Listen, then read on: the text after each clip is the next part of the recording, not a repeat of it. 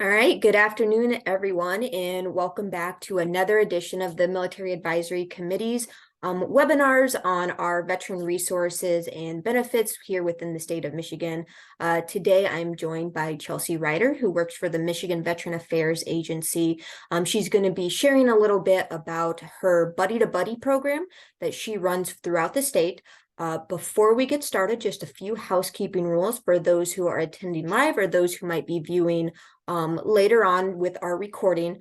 We do have a chat open, so if you have any questions, please just include them in the chat, and just be aware that it is a chat for everybody. So if you have a question for either myself or Chelsea, make sure you are directing that appropriately.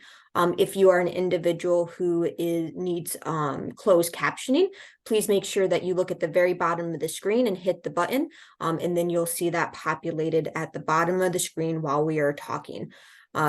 We will take some moment at the end of this for any questions that you may have. We will end by 1:30, so we won't go over. We're going to be respectful of everybody's time during this broadcast. So the first thing I want to share with you about before we have Chelsea share about the Buddy to Buddy program is this week is the VA's first National Buddy Check Week. It's something that the American Legion has been doing for many, many years, but the VA with federal legislation is now doing this. So all this week, they are encouraging veterans or those still currently serving in the military to reach out to 10 of their fellow veterans that they served with at some point, whether it was boot camp or, overseas deployment, or just an individual you worked alongside during active duty or National Guard Reserve status. I did include in the chat a link to the VA's website for more information. For those who are going to be viewing this later on in the week, just put in Google VA National Buddy Check Week and it will populate pretty easy for you. So with that, I would like to take and hand this over to Chelsea Ryder to share a little bit about her program. Well, thank you. I appreciate it. And thank you for letting me present on the program. So the Buddy to Buddy program was started at the University of Michigan, and MVAA took it on a couple years ago. It's essentially a peer mentorship where we pair up veteran mentors that we call our buddies with veterans in need throughout the state. So basically any veteran that's in need, there's no discharge requirement, or there's no error requirement, no combat service requirement. Any veteran who's in need can call up the 1-800-MISH-VET number, and they'll get a referral to the Buddy to Buddy program. And what that does is that comes to me, and then we have 8 buddy coordinators throughout the state. So Michigan's divided into 10 prosperity regions, and we have coordinators that cover all 10 of those. We actually have 8 coordinators, but they cover the 10 regions. And so the referrals get sent to our coordinators, and the coordinators will then look at their buddy roster that they have within their area and pair the veteran with a buddy. So, really simple overview. The goal of the program really is to help veterans navigate the resources and benefits that are available to them throughout the state, because sometimes that can be really daunting, and a lot of veterans just either don't know where to go, don't know what's available to them. So this program was started to help give veterans a veteran peer that's been through what they've been through. They've served. That, some of them may have been through the process of disability or getting education benefits, and so it's a key component of this program is that all of the veteran mentors are obviously veterans. So we do require that anyone who wants to be involved and wants to become a mentor has to have an honorable discharge, and there's an application, and we require the DD 214 with that. So there's basically 3 main areas that our mentors work in. The first one is the one-on-one mentorship that I've really talked about, and that's really the focus of the program. So that's when we get the referrals from the resource center, and then we pair them up with buddies to help them with that. There's also community events. So we have buddies that will go out to community events in their service, whether it's a stand down or a veteran resource fair. We work with our buddy volunteers to make sure that they have the resources they need about MVAA, and they go on behalf of MVAA to these resources and we have swag and stuff, and they go and just, talk about the programs that are available at MVAA outside of, they can talk about the buddy to buddy program. They can talk about the trust fund that's available. They can talk about the resource center. They can talk about, what 100% disabled veterans get in the state, anything that we have a bunch of literature on that we send them out with, and we train them on this. So you're not going out there like, oh, I got this literature, I don't know what to do. We train all our buddies to make sure that they know what they're doing and that they're fully aware of that. And it's the volunteers can choose to go that route. The other thing that in the past our volunteers have done, we haven't done it lately, but is getting our buddies into armories and reserve units. So we're working on doing that again within fiscal year 24, working with the drill weekend. So that way, these guards that are the guardsmen that may be coming off of a period of deployment or something know what's going on. They'll go to yellow ribbon ceremonies. They go to pre-deployment, post-deployment ceremonies, and just send up. A lot of people don't know about MVAA, even though we're now in our 10th year. So the program really helps to get those resources out to them. Basically, the requirements for our buddies, we do ask that you commit to volunteer for a year. We have monthly meet. We have two meetings a month. Excuse me. One of them I try to have is just a regular check-in meeting where all our buddies kind of talk about what they've been doing, who they're working with, things like that. And then the next one is, I call it a training. And basically what it is I will have people from out the state who are veteran service providing organizations or agencies will come and talk about it. I've had Gary Easterling come in and talk about the PAC deck. He goes around the state and has this fabulous presentation that he did on the PAC deck. So I had him come and talk about it. I've had the director of the University of Detroit Mercy Law School's veteran clinic come on and talk about legal resources available to veterans throughout the state. Veteran career advisors from Leo have come on. This week, we actually have Brian Webb and Eric Miller from the Walking with Warriors Veteran Navigator program come on and talk. A lot of this is to make sure that our buddies know what's available throughout the state. And so I try to get, statewide programs so that way it's not, a Detroit area program. So, it's relevant to all our buddies. The other thing, obviously, we want our buddies to be familiar with those resources, whether it's a local, regional, or state. So as I mentioned earlier, our buddies are regional. We have VEOs, veteran engagement officers, in each region that work with the buddies too to make sure that the buddies are aware of what resources are available, because that's the sole job of our VEOs, to make sure that they know here are the resources that we have in the state. So if our buddies have a question, they don't know what's going on, they can contact our VEOs and they'll have that regional expertise on what resources are there. So I'm trying to think of those are really the key components of that. You'll always get support from MVAA. So it's never, we don't leave our buddies out floating without it. They can call the resource center, the 1-800-MISH-VET center, and get, if they need help locating the resources. As I said, we have the buddy to buddy calls twice a month. If they have a question, they can get on and they can get help from me. They can get help from our coordinators or other buddies who have gone through that. So as I said, we had 8 buddy coordinators. So I'm trying to make sure I get what's important about the program. Right now, the referral process looks like, as I said, they call in the 1-800-MISH-VET number, and then gets to me, I get out to the coordinators. We're looking at new ways to kind of open up that referral process. So we're looking at online, getting a form. Right now, there's something called Check on My Vet that I don't know that a lot of people are aware of.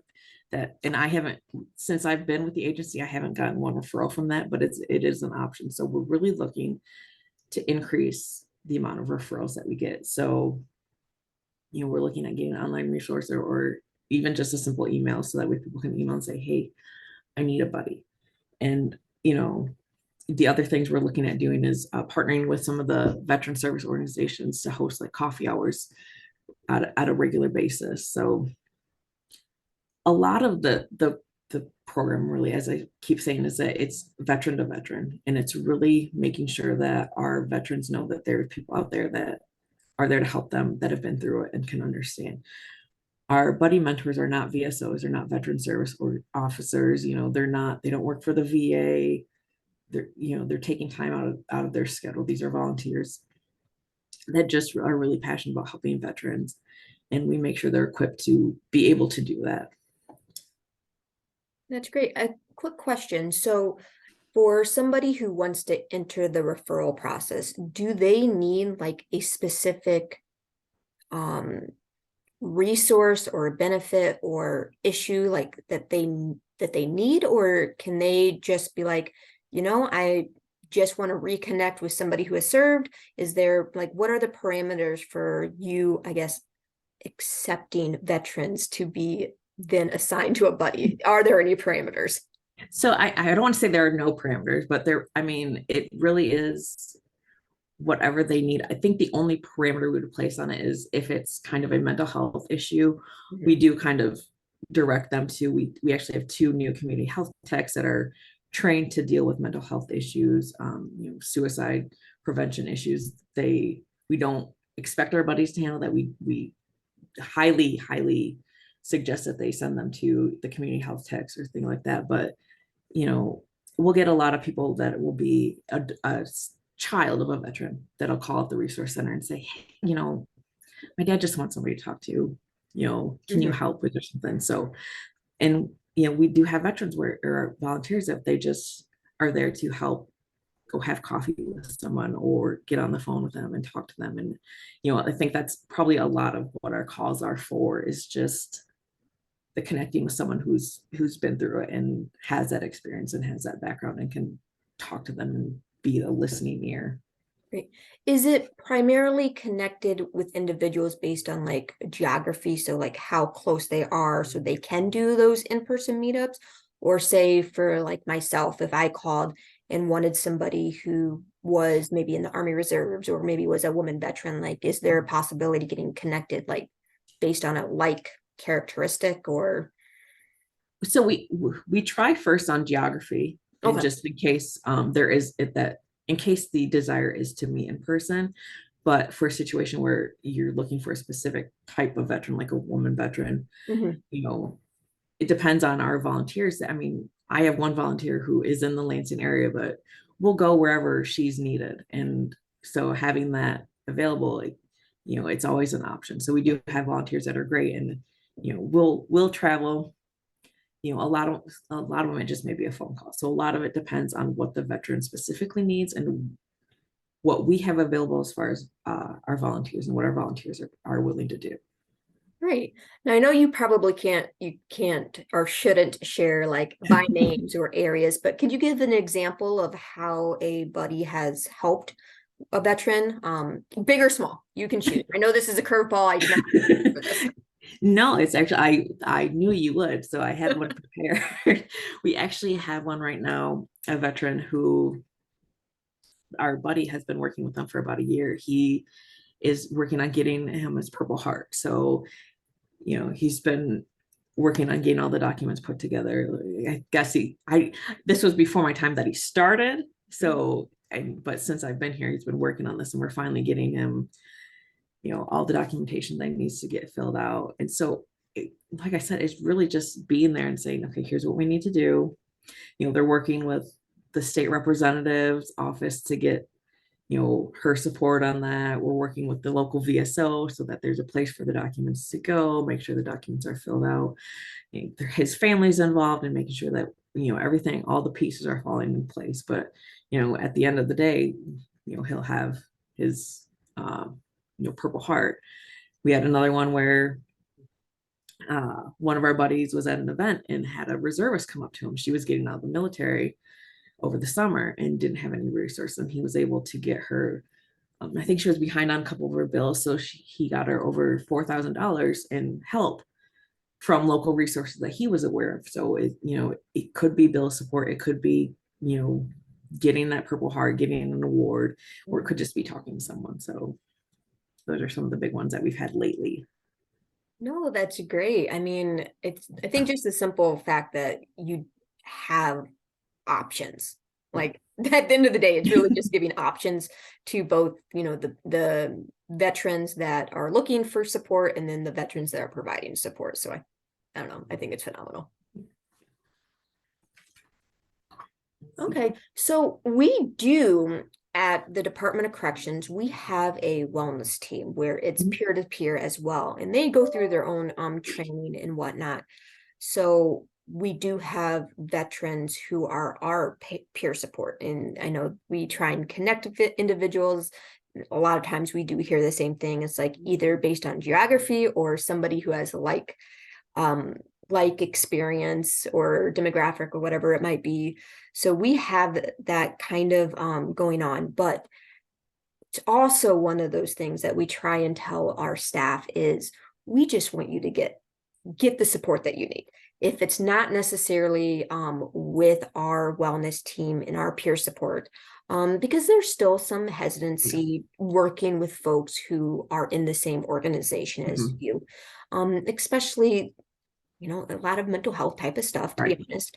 So this is something where if our employees do need support for that peer-to-peer, is that, I know you kind of mentioned about traveling, is this like not 24/7 because they are volunteers, but is there a parameter on like when people provide support, or is it simply a conversation that they need to have? Because I mean, we have people working all shifts as well.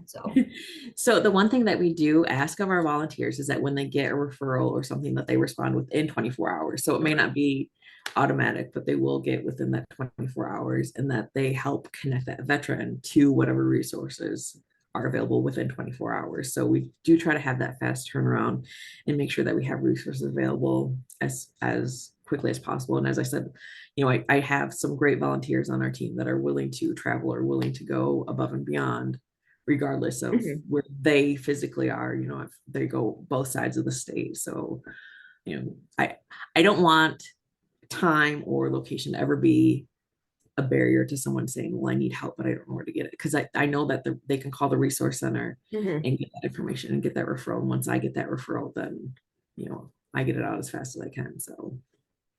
Great. And I know you touched it at the very beginning, but can you just reiterate how somebody can request this support again? So they can call 1-800-MISH-VET, or it's 1-800-642-4838, and that will connect them with the Michigan Veterans Resource Service Center. And then, you know, they can just say, hey, I'd like to get paired up with a buddy, and then I will get that email with those details. The only thing I ask that we get as far as information on the veteran is a county, because I need to know where they are and who to connect them with. I ask what service they were in, because it may be important if I have two veterans from different services, you know, and I'll try to connect them with someone from their own service, so that way it may help kind of establish that relationship a little better. But yeah, right now it's just the 1-800-MISH-VET. And if they can find the check on my vet, there's not a specific option on the form that says request a buddy. So it may be a little more challenging to request that way, but there is a check-in. So I don't know if that would come to me or not, because like I said, I haven't gotten any referrals from that, but I'm working on getting a web form that's up and easy and can get us that information. So hopefully within the next couple of weeks. Great. And then if we have any employees who want to become volunteers themselves, I know you talked about the different submitting the DDG-14, honorable service. What is there a set, like you do it once a year? Is it an ongoing basis? Like what does the training or onboarding for that look like? So right now there are 9 modules that I've worked on condensing down, and they're self-paced modules that kind of go over basically getting them familiar with the resources throughout the state, what's available with MVAA, what's available throughout the state outside of MVAA, other things that they should be familiar with. And, you know, there is some, I think we do have a requirement on the VA SAVE training, which is their suicide prevention training. But again, we don't expect them to be able to handle those calls, but it's really for them to know how to pass those off to the appropriate people to do that. So we have them do the trainings. That is really a one-time thing as far as that goes, unless there is a gap in service. they have to sign a volunteer MOU that basically just says, I'm going to I commit to doing this for a year. I'll attend the monthly calls. I'll be sure to ensure confidentiality, that kind of thing. We have a code of conduct. You have to present yourself. If you're out at an event, especially, you are working on behalf of MVAA, so there is this kind of like, you have to have a particular bearing and how you present yourself. So we have them sign a code of conduct. There's a background check with the liability waiver too, and then a simple application with the DD 214. So it sounds a lot, but I promise it's not a lot to get involved. So No, it does sound like a really good program. You clearly have lots of success recently. So I hope one, you might get some more volunteers, because that's always helpful. And then it's just good information to know. And again, in case our veterans on staff, again, I encourage you all who are listening after the fact, reach out to the wellness team. If that's not something that you are going, you're particularly interested in time, please keep Chelsea and her buddy to buddy group in mind. Because at the end of the day, whether it's you need help, like you said, some type of financial assistance, or just meeting up for a cup of coffee to, just share those communications and feelings with people who've had those same experiences, I think can do wonders for a lot of people. And you all probably have a veteran in your life, maybe family member or someone down the road. So if you do choose to participate in this National Buddy to Buddy Check-in Week, keep this program in mind for that as well, to share anything you think we might have forgot or should elaborate a little bit more. We only have a few minutes left, so no, just really remembering the 1-800-MISHVET number for buddy to buddy question or anything.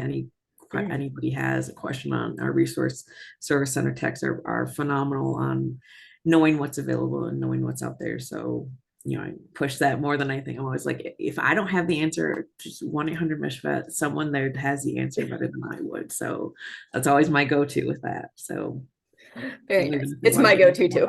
As it should be. Yes. So, all right. Well, I appreciate you taking some time out of your day and presenting. So again, individuals who are watching after the fact, the closed captioning is available to you. Just make sure that you turn it on through the YouTube streaming services for those who are watching later on. And again, I appreciate you, Chelsea, for taking some time out, and I'm going to go ahead and end the recording there.